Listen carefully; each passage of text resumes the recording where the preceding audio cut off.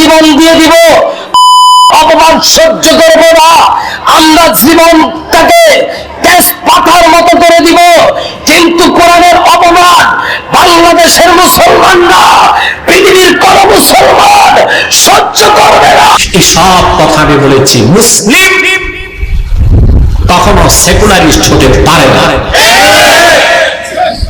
তার ধর্ম, তার কর্ম সবকিছু কন্ট্রোল। 1 जनवरी 2022 को एक बार फिर से बांग्लादेश में हिंदुओं के घरों के बाहर एक विशेष बांस से भरे थैले लटकाकर उनका धर्म भ्रष्ट करने की ऊंची हरकत की गई। हिंदुओं के सुबह विरोध करने पर भी अभी तक शासन ने कोई ठोस कार्रवाई नहीं की है। जिस बांग्लादेश को भारत की फ्री कोविड वैक्सीन दी गई है, उनकी आज़ादी की 50वीं सालगिरह की हर उमंग में हम शामिल रहे हैं, उसी भारत के हिंदुओं के साथ इस तरह की गंदी शरारत की जा रही है। इससे पहले पाकिस्तान और अफगानिस्तान में भी इसी तरह के कारनामे सामने आते रहे हैं। वहां पर भी हिंदुओं को प्रताड़ित किया जाता रहा है। अफगानिस्तान में $3 अरब की योजनाएं चलाने के बाद भी भारत को क्या मिला? शून्य। पाकिस्तान के साथ हर बार दोस्ती का हाथ बढ़ाकर हमें क्या मिला? शून्य।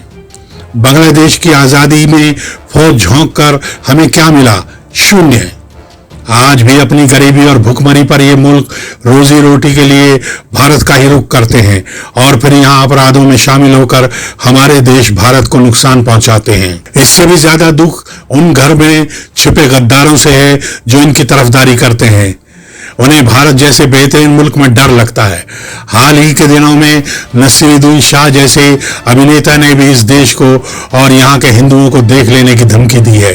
इस देश में मजे मारते हुए इसी देश को कोसना, उसे बदनाम करना, लोगों को भड़काना इन बीमार दिमाग वालों का बिना रुके हुए एक गंदा प्रयास है जो कभी भी कामयाब नहीं होगा।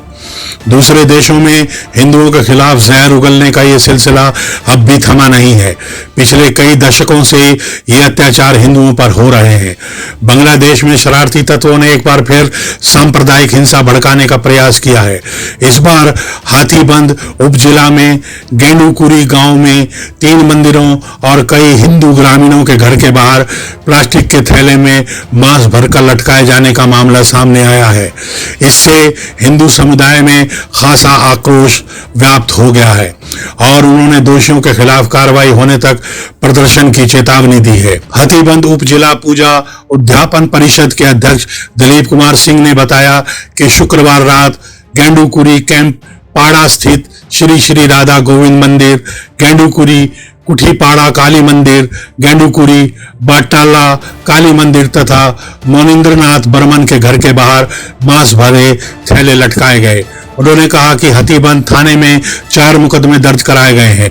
थाना प्रभारी इरशादुल आलम ने शनिवार को कहा कि मामले की जांच जारी है, संलिप्त किसी भी व्यक्ति को बख्शा नहीं जाएगा। घटना के विरोध में हिंदू समुदाय के लोग गांव के श्री श्री राधा गोविंद मंदिर में इकट्ठा हुए। उन्होंने कहा कि इस घटना से उनकी धार्मिक भावनाओं को काफी आघात पहुंचा है और जब तक दोषियों की गिरफ्तारी नहीं होगी विरोध प्रदर्शन जारी रहेगा। बांग्लादेश में हिंदुओं के खिलाफ हिंसा थमने का नाम नहीं ले रही। पुलिस के मुताबिक पीरगंज में हिंदुओं के कम से कम 29 घर आग के हवाले कर दिए गए।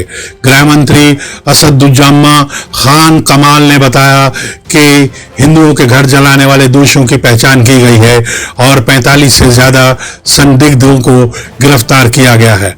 अफवाह के बाद भड़की हिंसा में अब तक 6 लोग मारे जा चुके हैं। अगर हम देखेंगे तो इन पड़ोसी देशों में हर तरफ हिंदुओं पर अत्याचार करने, उनके पूजा स्थल जलाने, उनकी हत्याएं करने में कोई कसर नहीं छोड़ी जा रही। ये वही मुल्क हैं जिनकी हमने समय समय पर मदद की है, जिन्हें हमने अपने फौजी शहीद करवाकर आजादी दिलवाई है, जिनके लिए हमने हमेशा ही खुशहाली की दुआएं की हैं। आज भी हमारे यहाँ तकरीबन 3 करोड़ बांग्लादेशी, 3.5 लाख अफगानिस्तानी और कितने ही पाकिस्तानी और रोहिंग्या रह रहे हैं। वो यहाँ पर अपनी पढ़ाई लिखाई करते हैं, रोजी रोटी कमाते हैं और अपनी जीविका चलाते हैं, मगर फिर भी वो अपने देशों में वहीं के मूल निवासी हिंदुओं पर जरा भी तरस नहीं खाते। उनकी लड़कियों को अगवा करके जबरदस्ती धर्म परिवर्तन करवाकर शादियां करना, उनके त्योहारों पर तोड़फोड़ करना, उनके घरों में आग लगवाना एक आम बात हो गई है। अब भारत सरकार को भी राजनीति छोड़कर कूटनीति अपनानी होगी। इन्हें कड़े शब्दों या एक्शन के तहत कड़ा संदेश देना होगा। हिंदुओं के लिए पूरी दुनिया में कोई और देश नहीं है, वो कहीं नहीं जा सकते। उनके लिए सर छुपाने को कोई जगह नहीं है। उनकी रक्षा करना हमारा कर्तव्य है। हम सबको मिलकर इस पाप को, इस जुल्म को मिटाना होगा, इसका विरोध करना होगा। तो दोस्तों, एकजुट हो जाइए, अपना ध्यान रखिए, मास्क लगा कर रखिए और कुछ दूरी बनाकर रखिए, क्योंकि हमारी जान ही आगे हमारे देश के काम आने वाली है। जय हिंद, जय भारत, वंदे मातरम।